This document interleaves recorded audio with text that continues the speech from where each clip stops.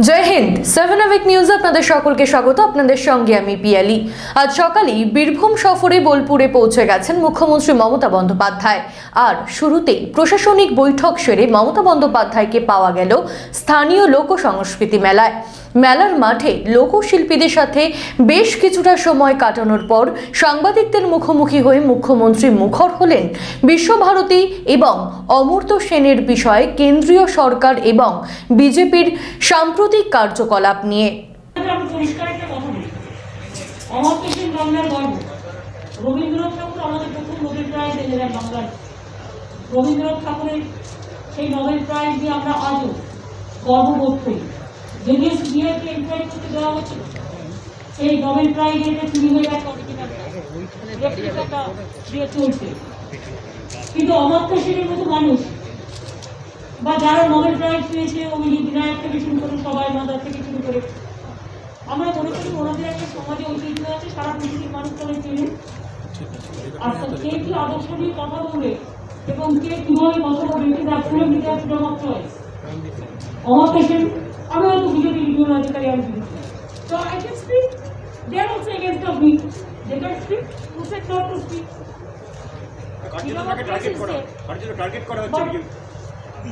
Target তো সবাইকে করা হয়েছে। সবচেয়ে বড় টার্গেট মাইকটা বাজে।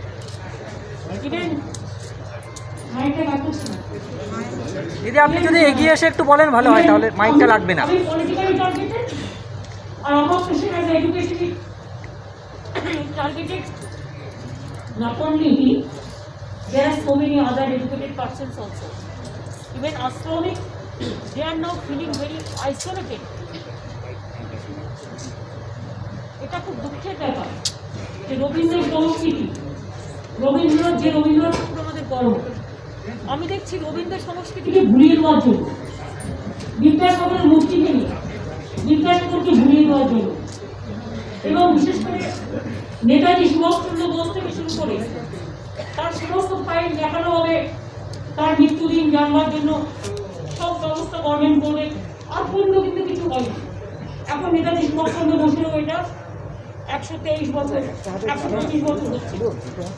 সুতরাং বঙ্গ সংস্কৃতি মনে রাখবে, বাংলার সংস্কৃতিটাই তিনি স্বাধীনতার আন্দোলনে, নবজাগরণে এবং বিশেষ করে বিশ্ব বরেণ্য মানুষদের কাছে স্বামী বিবেকানন্দ পৌঁছে দিয়েছিল।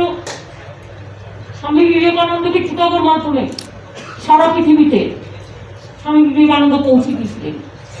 রবীন্দ্রনাথ ঠাকুর নোবেল প্রাইজ, বিশ্বভারতী তার দেশাত্মবোধক চিন্তাধারা সমস্ত কিছু নিয়ে পৌঁছে গিয়েছিলেন বিশ্বের দ্বারে।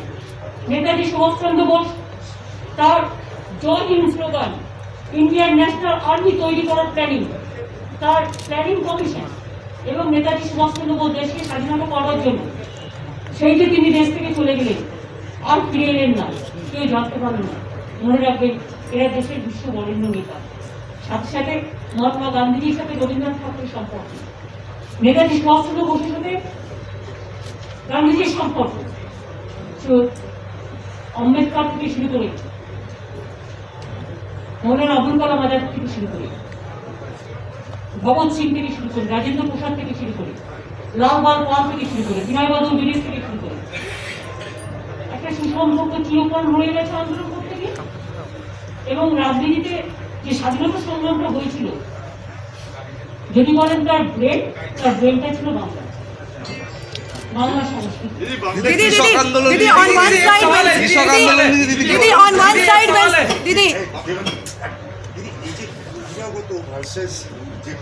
আমাদের বাঙালি যে একটা ডিবেট হচ্ছে, তাতে বিভিন্ন রকম কথাবার্তা বলা হচ্ছে যে এক দেশ অন্য জায়গা থেকে গেলে তাদেরকে কেন বহিরাগত বলা হবে, যেটাকে আমরা বলছি যে বাংলা সংস্কৃতির উপর অ্যাটাক, সেটাকে লোকে বলছে যে তারা নিজেদের এক্সপ্রেস করছে। এই যে বহিরাগত এবং বাঙালি ডিবেটটা আপনি কীভাবে দেখেন এবং এটার রেজলিউশনটা কী, সেটা যদি আপনি ম্যাডাম এদিকটা ম্যাডাম। শুনুন, আমরা দেশের লোককে বহিরাগত করি না।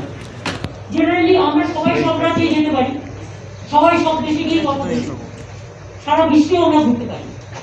কিন্তু ইদানিং একটা চিন্তাধারা হয়েছে বিজেপির, সেটা হচ্ছে যে বাংলার মেরুদণ্ডটাকে, সংস্কৃতির মেরুদণ্ডটাকে ভেঙে দাও, বাংলার যে আত্ম অহংকার সেটাকে ভেঙে দাও, ইতিহাসটাকে ভুলিয়ে দাও। জিওগ্রাফিক বাউন্ডারিটাকে চেঞ্জ করবে, রাজনীতির মদদশটাকে দাঙ্গা দিয়ে উড়িয়ে দাও। আমাদের এইটাকে বলা হচ্ছে যে আমাদের সংস্কৃতি, ভারতীয় সংস্কৃতি, আমাদের সংস্কৃতি কিন্তু ওরা যে তত্ত্ব অবরাচ্ছে সেই তত্ত্ব সংস্কৃতি নয়। আমরা মনে করি এটা বহিরাগত চিন্তাধারা, কোন একটা পার্টিকুলার মিশন নিয়ে ভারতবর্ষে যত তথ্য সংস্কৃতি জায়গাগুলো আছে, ইনস্টিটিউশনগুলো আছে, তাদের মেরুদণ্ডকে ভেঙে দেওয়ার জন্য পন্ডিচেরি থেকে শুরু করে একেবারে জওহরলাল নেহরু ইউনিভার্সিটি থেকে শুরু করে নালন্দা বিশ্ববিদ্যালয় থেকে শুরু করে একেবারে জোড়াসাঁকো ঠাকুর বাড়ি তো ভুলেই গেছে, রবীন্দ্রনাথ ঠাকুরের জন্মটা কি এখানে। সুতরাং নানা রকম কথা বলে একটা আমাদের বঙ্গ সংস্কৃতিকে অবমাননা করার চেষ্টা চলছে।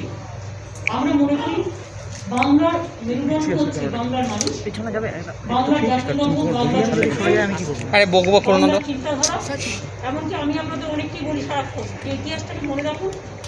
যখন 14 আগস্ট ফ্রিডম অ্যাট মিডনাইট হচ্ছিল, তখনও কিন্তু মনে রাখবেন গান্ধীজি সেদিন কিন্তু জেলে কাটাই ছিলেন। তিনি দিল্লি না গিয়ে ফ্রিডম অ্যাট মিডনাইট না গিয়ে এখানে ছিলেন, দাঙ্গা থামানোর জন্য বসেছিলেন। রবীন্দ্রনাথ ঠাকুর গান্ধীজির অনুসরণ থামিয়েছিলেন এবং গান গিয়েছিলেন, জীবনে যখন শুকায় যায় করুণা হারায়। এগুলো কিন্তু আজকে ইতিহাস। এইগুলো থেকে ভুলিয়ে দেওয়াই হচ্ছে ওদের একমাত্র রেজুলেশন। এবং কখনো কখনো টেলিপ্রম্পটারে ওরা নানা রকম লিখে, আমি তো সব ল্যাঙ্গুয়েজ করতে পারি, আমাকে লিখে দিয়ে দিন আমার বাংলায় বা ইংরেজিতে বা হিন্দিতে আমি করতে পারি। আমি হিন্দি করতে পারি নিশ্চয়ই পারি, অন্যান্য ল্যাঙ্গুয়েজে নিশ্চয়ই করতে পারি। কিন্তু কথা হচ্ছে টেলিপ্রম্পটারে মুখস্থ, আপনি তো বুঝতে পারবেন টেলিপ্রম্পটারে ভাষণ দেওয়া দেয়। আপনি দেখবেন সামনে কিচ্ছু নেই, জাস্ট অবজেক্ট অ্যাড্রেস করছে, কিন্তু অ্যাকচুয়াল তার সামনে একটা টেলিপ্রম্পটার আছে যেটাতে বড় বড় করে ভাষণটা উঠে আসছে। তো এগুলো সবাই জানে না। সুতরাং এগুলো নিজেকে জানতে হবে আগে। আমি যদি গুজরাটে যাই আর আমি যদি গান্ধীজির আশ্রমে না যাই, তাহলে it will be my big blunder. আমি যদি মহারাষ্ট্রে যাই আর যদি আমি একটা গণপতির মন্দির বা মারাঠা শিবাজিকে একবার না দেখি মূর্তিটা, তাহলে এটা আমার ব্লান্ডার মতো।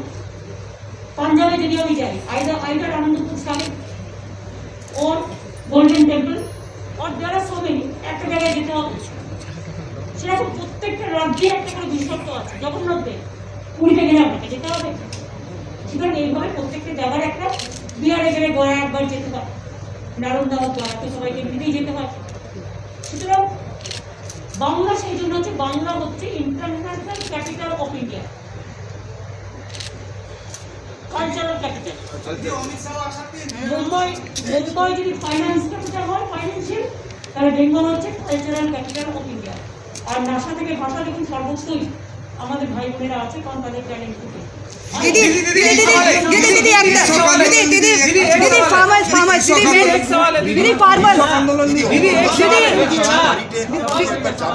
दीदी कल गवर्नर ने ये कहा है, दीदी कल गवर्नर ने ये कहा है, Didi, when central government is talking too much about the Bengal farmer, but then we have seen. नहीं सर, मैडम ये पूछ रहे हैं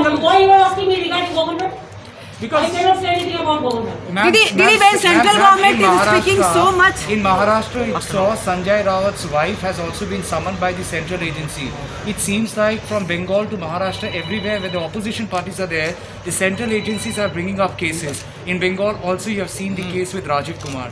What's your take, ma'am? The central agencies have been activated against opposition?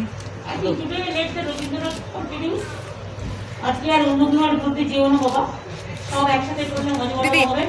Kisan movement নিয়ে আমি এটা বলতে চাই, we are fully supporting the farmers movement. We want that all the 3 bills, draconian bills, the black bills, must be withdrawn immediately.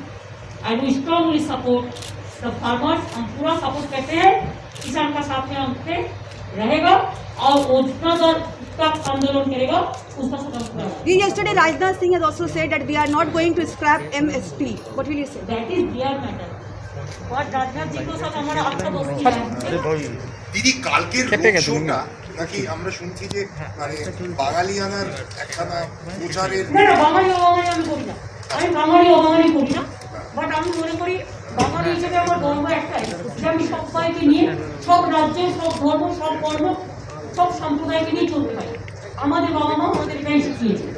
বাঙালিদের এটাই গর্ব হওয়া উচিত যে আমরা সবার জন্য আছি, আমরা মানবিক মানুষ, আমরা মানবিক মানুষ হিসেবে কিন্তু সাথে সাথে এটাও ঠিক যে বাংলা মেরুদণ্ড যদি তৈরি করার চেষ্টা করা হয় সেখানে পরিবর্তন হবে। Are they using Tagore? Are they using Tagore, ma'am, for political How benefit? dare you? They do not know anything about Tagore. They say Jorasapo is there, this Shantiniketan is Rabindranath Tagore. Himadri Mondal, 7 Avik news, Birbhum. শেষে বলি, 7 Avik news যদি আপনাদের বিশ্বাসযোগ্য মনে হয়, ইউটিউবে গিয়ে subscribe করুন আমাদের চ্যানেল আর দেখতে থাকুন খবরের সত্য দিকটা। জয় হিন্দ।